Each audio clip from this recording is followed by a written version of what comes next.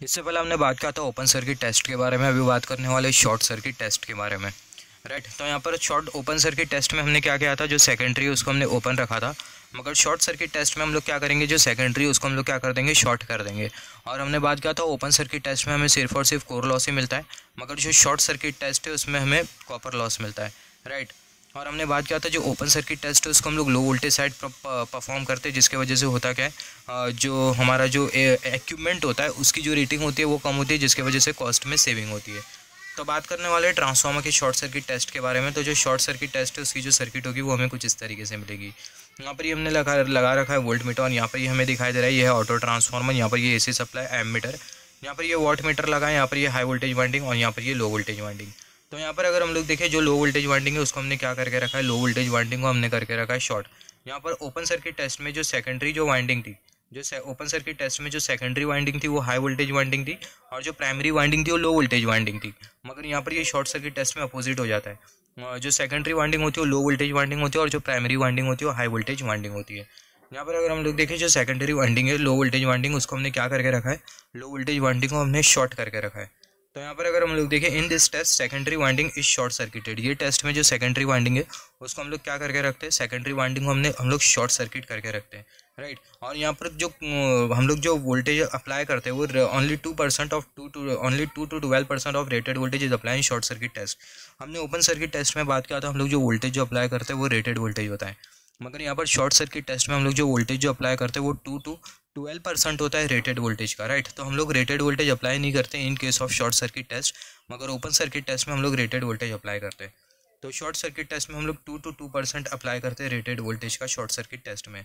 In this test short circuit current will flow is measure by ammeter. यहाँ पर ये test में basically होगा क्या, शॉर्ट सर्किट टेस्ट है, obviously short circuit current flow होगा, तो जो शॉर्ट सर्किट करंट है उसका मेजरमेंट कौन लेगा, एम मीटर लेगा। Right, watt meter give information about losses, और जो वॉट मीटर है वो किसके बारे में इन्फॉर्मेशन देगा, यहाँ पर हमने जो वॉट मीटर जो लगा के रखा है ये हमें इन्फॉर्मेशन देगा किसके बारे में, लॉसेस के बारे में। राइट, तो watt meter gives information about losses. In this test core loss remain low, ये टेस्ट में जो कोर लॉस होता है वो कम होता है और जो कॉपर लॉस होता है वो ज़्यादा होता है। उसी का अपोजिट है, ओपन सर्किट टेस्ट में कोर लॉस ज़्यादा था, कॉपर लॉस नेग्लिजिबल मिल रहा था, मगर शॉर्ट सर्किट टेस्ट में कोर लॉस नेग्लिजिबल होगा मगर जो कॉपर लॉस होगा वो हाई होगा।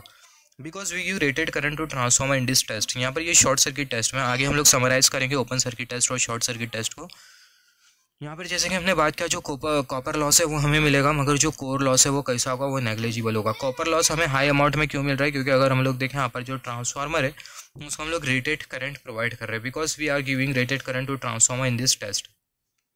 This test has only copper loss I square R loss. ये जो टेस्ट है इसमें हमें सिर्फ कॉपर लॉस ही मिलता है, आई स्क्वायर आर लॉस मिलता है। Short circuit test is perform on high voltage side and open circuit test is perform on low voltage side.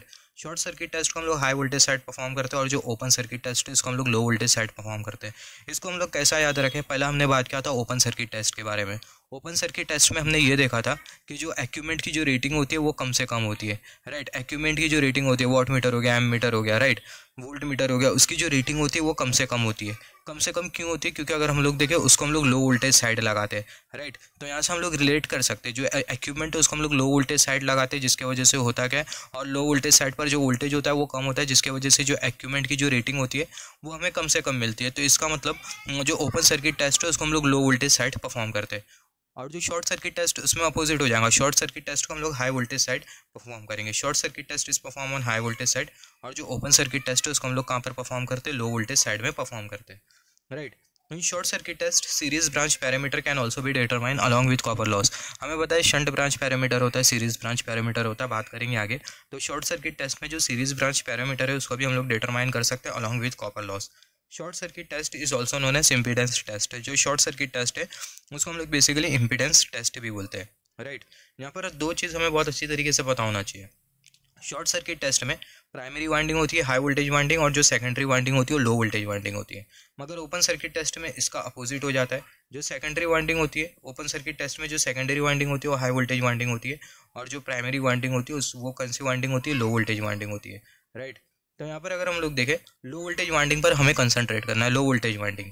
Right, तो यहाँ पर हम लोग एक तरीके से ये कॉन्सेप्ट को समझ सकते हैं। सेकेंडरी जो वाइंडिंग है वो लो वोल्टेज वाइंडिंग, और लो वोल्टेज वाइंडिंग को हमने क्या किया है, शॉर्ट किया है। और कौन सा टेस्ट है, शॉर्ट सर्किट टेस्ट। और यहाँ पर अगर हम लोग देखें जो सेकेंडरी वाइंडिंग है वो कौन सी वाइंडिंग है, यहाँ पर जो सेकेंडरी वाइंडिंग है वो हाई वोल्टेज वाइंडिंग है, और ये जो हाई वोल्टेज वाइंडिंग है इसको हमने क्या रखा है, ओपन रखा है। तो इसको अगर हम लोग देखें, इसको याद रखने का एक मेथड है जिसके बारे में हम लोग आगे बात करेंगे।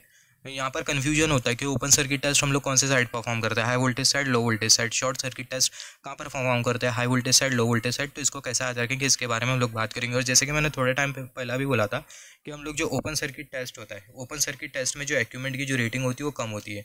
क्यों कम होती है, यहाँ से अगर हम लोग देखें ओपन सर्किट टेस्ट का अगर हम लोग पैरामीटर याद रखें, तो जो शॉर्ट सर्किट है उसका जो पैरामीटर होगा हमें ऑटोमेटिकली याद हो जाएगा, इन्वर्स होता है, राइट। तो यहाँ पर अगर हम लोग देखें जो ओपन सर्किट टेस्ट है, इसमें जो हमें इतना पता है ओपन सर्किट टेस्ट में जो इक्विपमेंट की जो रेटिंग होती है वो कम होती है, क्योंकि जो इक्विपमेंट है वो कहाँ पर कनेक्टेड होते हैं, लो वोल्टेज साइड की तरफ कनेक्टेड होते हैं, राइट।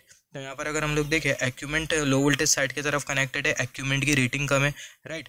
तो इसका मतलब जो हाई वोल्टेज साइड है उसको हम लोग क्या रखेंगे, ओपन सर्किट रखेंगे। तो हम लोग कुछ इस तरीके से याद रख सकते हैं, राइट। मगर शॉर्ट सर्किट में अपोजिट हो जाएगा। शॉर्ट सर्किट में जो लो वोल्टेज साइड होगी उसको हम लोग शॉर्ट करेंगे, और जो हाई वोल्टेज साइड होगी उस पर हम लोग लगाएंगे इक्विपमेंट। जैसे कि हमने यहाँ पर डिस्कस किया था, हाई वोल्टेज साइड पर हमने इक्विपमेंट लगाया, और जो लो वोल्टेज साइड है उसको हमने क्या करा है, जो लो वोल्टेज साइड है उसको हमने शॉर्ट किया है, राइट। यहाँ पर अभी अगर हम लोग देखें, जैसे कि हमने थोड़े टाइम पहले बात किया था, जो शॉर्ट सर्किट टेस्ट होता है उसको हम लोग इम्पीडेंस टेस्ट भी बोलते हैं।